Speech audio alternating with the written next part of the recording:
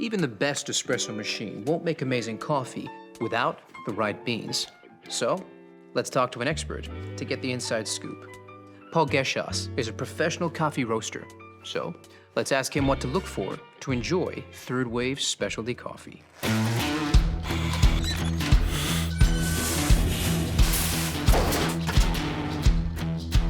Well, it starts with freshness, but you don't want too fresh.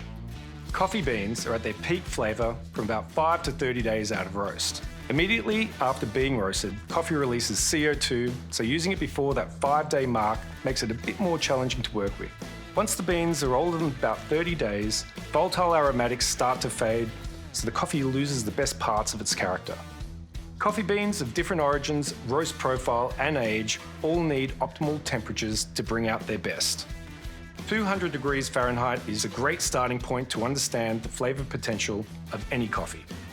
Coffees from South American origins, such as Brazil, are generally lower in acidity, rounded and sweet with a medium to heavy body. Their nutty and chocolatey flavour notes make them a good choice to pair with perfectly textured milk. On the other hand, coffee beans from African origins, like Ethiopia and Kenya, are higher in complex acidity and can be more floral and delicate. Stone fruit and citrus are very common flavour notes you'll experience and make these origins the perfect choice for a single origin espresso or Americano.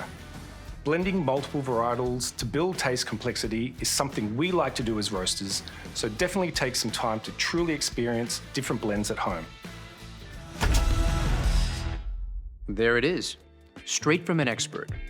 Only buy beans with a roasted on date, so you know exactly how fresh they are, and get to know coffee bean origins with their unique flavor properties.